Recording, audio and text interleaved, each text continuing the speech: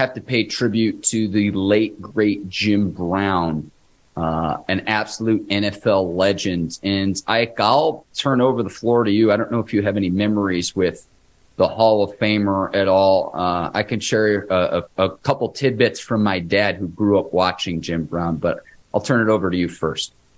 No, I didn't see him in Cleveland a few times. I didn't know he was an all-pro 8 out of 9 years.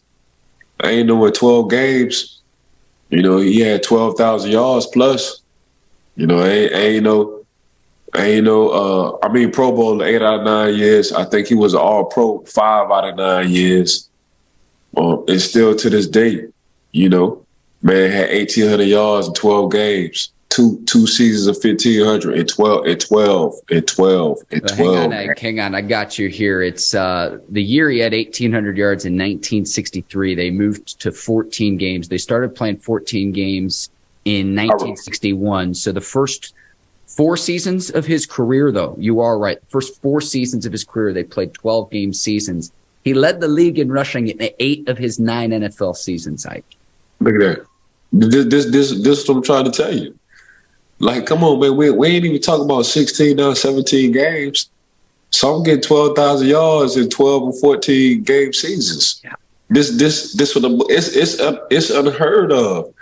And the reason why he moved into the civil rights movement, and that's the reason why he didn't come back to football, because the owner said he was going to take his salary. The owner at the time said he was going to take his salary away from him. Mm-hmm. And he was like, you ain't got to take it. I'm just going to retire. This where I'm going. So he walked out of football in his 9th season because, he felt like how he felt at the time, and the owner felt like how he felt at the time. But come on, man, 8 out of 9 years. I mean, I'm looking at it. When he died, I read his biography. I'm like, man, I ain't know enough about Jim Brown. Mm-hmm. Another incredible stat too. He played in all 118 games possible. Every game, and we ain't even. And they say the legend Brown was even better in lacrosse. That's when black people won't even play lacrosse. They say the man scored 5 goals in 1 half to lead his team to a championship. Mm. Like the more I kept reading on, I'm like, man, I was tripping because we played them twice every year. And I knew how great Jim Brown was, but man, I was really tripping. Like, I ain't do my research. I did my research when he died. I said, man, let me just look why people just love him. And he wound up, it's a statue in front of the Cleveland Brown Stadium. Mm-hmm. That should say enough right there.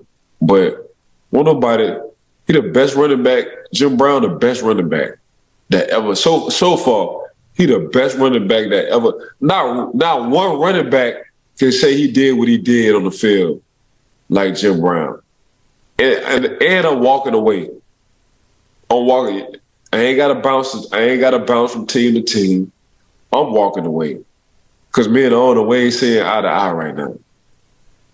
Can't nobody. Yeah. And y'all lucky. I'm talking as I'm Jim Brown.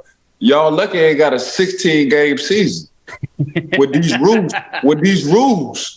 Y'all lucky I ain't got these rules right now with a 16-game season, because I would have been rushing for 2,500.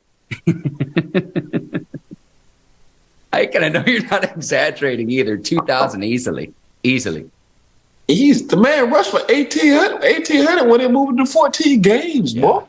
Yeah. 1,800 when all you do was running. It's not like it's a wide open, everything is spread. I'm talking about, and you know who getting the ball? Who, Jim? What's his last name, Brown? That's who get the ball every play.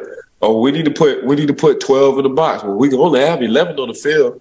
Well, let's see if we can put 12 in the box. Come Sneak on, an extra defender on the field. Just to try. If I'm doing that, that's a defensive lineman. If I'm trying to sneak somebody extra, I'm trying to sneak a defensive lineman on the field. I'm talking about 6 linemen on the field, Mark. For real. Quick story time for you. So this was back in December of 1964. My dad was 11 years old. He grew up in the Cleveland area as a kid. And at the time, the NFL had its blackout rule, meaning if they didn't sell out the game, they would black out the game on television and you couldn't watch in that market as a way to try to encourage fans to go to the game. So what my dad did with his dad and then a work friend is they drove from Cleveland to Toledo, about an hour and a half away. They had to get outside of, I think it was like a 90-mile radius, my dad told me, that they had to be able to go and watch the game on TV. So my dad watched the 1964 championship game between the Browns and the Baltimore Colts, and they watched it from a Toledo hotel room. And, you know, at the time they thought there was no way they were going to beat the Colts and the big bad mighty Johnny Unitas and everything. Browns ended up winning 27-0, but it's a memory he shares with his father, my papa, my grandfather. And I just can't imagine something like that today where a game is blacked out on TV. So you've got to drive to either, hey, we're going to go get tickets to go see the game, or to drive somewhere to be able to watch it on TV. Pretty crazy in retrospect. That was all the way back in 1964. That radio gave you a beautiful mind back in the day. So that's the, you know, and I've done it a few times just to go back in the day. So that radio, if you just listen to the radio and listen to a football game, you got to paint that picture on your own. Yeah. Yeah. And honestly, Mark, I do that once a season. I listen to a game on the radio. Yeah. And we've had both Bill Hillgrove and Craig Wolfley here on this show, Ike, and they do a great job. And whenever I'm traveling, there's times where I listen where it's like I'm trying to get back home to be able to watch the game. Ain't nothing like it. Yeah. Ain't nothing like it. Ain't nothing like it. You get to paint that picture in your head, you know? So you get to Picasso that thing in your head without actually seeing or having that vision.